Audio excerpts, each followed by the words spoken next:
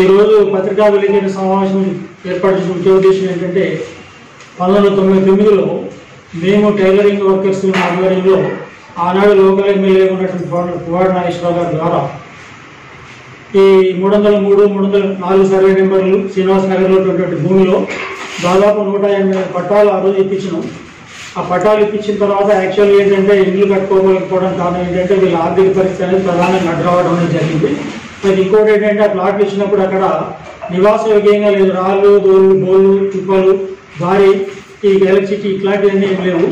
అయితే నేను మామూలుగా ఏంటంటే మామూలుగా ఈ రియల్ ఎస్టేట్ అనేది ఎక్కువ పెరిగిన తర్వాత ఆక్రమణలు ఎక్కువ అవుతున్నాయి కాబట్టి ఖాళీ ఉంటే బాగుంటుందని చెప్పేసి వీళ్ళు చాలా లక్షల రూపాయలు ఖర్చు పెట్టుకొని ఆ ప్లాట్ మొత్తం చదువు చేసి రెవెన్యూ అధికారులను పట్టుకొని ప్లాటింగ్ చేసుకొని 30 ఇండ్లు కట్టుకొని 80 బేస్మెంట్లలో కట్టుకోవడం జరిగింది. కట్టుకున్న తర్వాత ఈ అమృతం సీన్ అనే అతను ఎవరైతే ఉన్నారో ఈ సీన్కు ఆ ల్యాండ్తో ఎలాంటి సంబంధం లేదు. ఎందుకు లేదంటున్నారంటే యాక్చువల్గా ఆ ల్యాండ్ అనేది అమృతం లక్ష్మీనారాయణ వాళ్ళ అన్న అన్నట్టు ఒకడు ఉండేవాడు. వాడు ఏం చేశాడు, వాడి పనికిరాని ల్యాండ్ను ఎంఆర్ఓను పట్టుకొని ఎంఆర్ఓ గారికి అమ్మేసుకొని ప్రభుత్వ రేటింగ్ అమ్ముకున్న తర్వాత మా లోకల్ ఎమ్మెల్యే గారు ఎంఆర్ఓ గారితో మాట్లాడి మొత్తం అందరికి పట్టాలు ఇప్పించడం జరిగింది. మేము పట్టాలు తీసుకున్న ఉద్దేశం ఏంటంటే వివిధ రిజిస్ట్రేషన్లు అంటే ఖర్చు చాలా ఎక్కువైందని చెప్పేసి ప్రభుత్వం నుంచి సంక్షేమ పథకాలు ఏమంటే వర్కర్స్కి ఇప్పించే ఉద్దేశంతో అది ప్రైవేట్ ల్యాండ్ అయినప్పటికీ మేము ప్రభుత్వం దగ్గర నుంచి ఇతను అమ్ముకున్నాడు కాబట్టి ప్రభుత్వం హ్యాండ్ ఓవర్ చేసుకుని ఆ భూమిలో మాకు పట్టాలు ఇప్పించడం జరిగింది.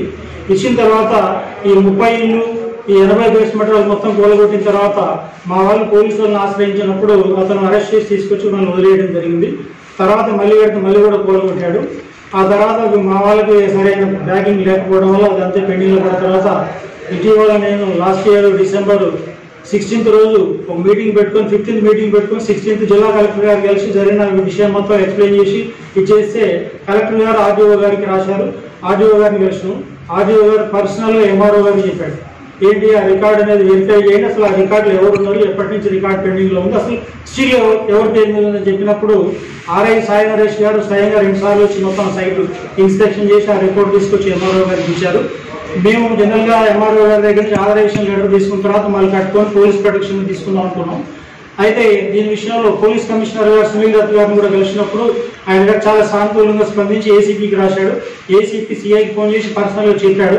ఆ సిఐ ఏమన్నాడంటే అది మీ ల్యాండా వాళ్ళ ల్యాండా ఎవరిదో మనకు తెలియదని చెప్పేసి చాలా లాజిక్గా మాట్లాడి ఎంఆర్ఓ వస్తే నేను వస్తానని చెప్పేసి సిఐ గారు పక్కకు తప్పుకోవడం జరిగింది.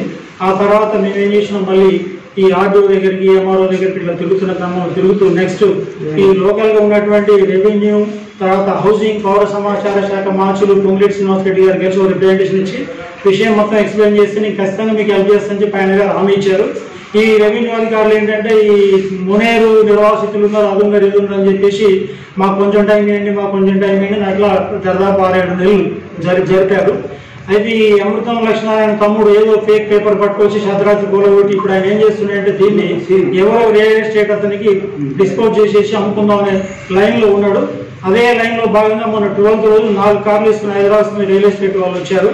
వచ్చి చూసినప్పుడు అదే ఇందిరమ్మ ఇల్లు కూడా ఈ మధ్య ఒక 10-12 మందికి శాంక్షన్ అయ్యని చెప్పి తెలిసింది. ఇందిరమ్మ ఇల్లు కట్టుకోవడం కోసం సైట్ క్లీన్ చేస్తున్నప్పుడు 4 కార్లు వస్తే ఇదేంటంటే ఈ ల్యాండ్ మాది, మీరెవరు కొంటారని చెప్పి క్వశ్చన్ చేసినప్పుడు అమృతం సీన్ అనే అతను మా దగ్గరికి మమ్మల్ని పంపించాడు. మేము కొందాం అనుకుంటామంటే ఇది గవర్నమెంట్ ల్యాండ్, గవర్నమెంట్ పట్టాలు ఇష్యూ చేసింది, మేము పొజిషన్లో ఉన్నాం, మీరు కొనడానికి వీలని చెప్పి వాళ్ళు వెళ్ళిపోవడం జరిగింది. అయితే దీని విషయంలో మేము అధికారుల చుట్టూ తిరుగుతున్న విషయం నేను చెప్పే రిక్వెస్ట్ ఏంటంటే జనరల్గా ఇవాళ వాడు వచ్చేసి అమృతం సీను అతను వాళ్ళ అన్న దగ్గర ఇది చేసుకుని సంబంధం లేకపోయినా మొత్తం కూలగొట్టేసి ప్రైవేట్ వాళ్ళకి అమ్ముదాం అనే లైన్లో ఉన్నటువంటి ఇది ఈ ఖమ్మంలో ఉన్నటువంటి కానీ తెలంగాణలో ఉన్నటువంటి రియల్ ఎస్టేట్ వాళ్ళందరికీ ముఖ్యంగా చెప్పేది ఏంటంటే శ్రీనివాస్ నగర్లో ఉన్నటువంటి 303, 300 సర్వే నెంబర్ల విషయం భూమి అయితే ఉందో దాంట్లో ఎవరు కూడా ఎలాంటి లావాదేవీలు జరిగినా కానీ నష్టపోతారని చెప్పేసి మేము ఈ ప్రెస్ మీట్ సందర్భంగా తెలియజేస్తున్నాం. ఎవరు కొనడానికి వీలేదు, దాన్ని అమ్మడానికి వీలేదు. అదే సందర్భంలో మన ఎంఆర్ఓ గారు తక్షణమే ఆ లేఅవుట్ మ్యాప్ ఏదైతే ఉందో ఆ 108 పట్టాలకు సంబంధించి అదంతా సర్వే చేసి మళ్ళీ ప్లాటింగ్ చేసి రాళ్ళు ఇస్తే ఈ ఇందిరమ్మ ఇళ్ళు అనేవి కట్టుకోవడానికి మా వర్కర్స్ సిద్ధంగా ఉన్నారు. అయితే ఇప్పుడున్న వర్కర్స్ పరిస్థితి కూడా ఏంటంటే వాస్తవంగా అన్ని రేట్లు పెరిగినాయి, వచ్చిన ఆదాయం సరిపోయే పరిస్థితి లేదు, అంత కష్టపడి కట్టుకుని మొత్తం కూలగొట్టారు. అయితే ఇదే సందర్భంగా మేము ఒక విషయం చెప్పదలుచుకుంది ఏంటంటే ఈ సివిల్ విషయం అనే పేరుతోటి పోలీసు వాళ్ళు కూడా ఈ విషయంలో ఇన్వాల్వ్ అవ్వడానికి ఇష్టపడట్లేదు. దయచేసి పోలీస్ కమిషనర్ గారు ఈ విషయంలో జోక్యం చేసుకోవాలో, జోక్యం చేసుకొని ఖచ్చితంగా ఆ శ్రీనివాస్ నగర్లో ఎవరైతే బాధితులు ఉన్నారో వాళ్ళకి ఖచ్చితంగా ప్రొటెక్షన్ ఇప్పించాలా.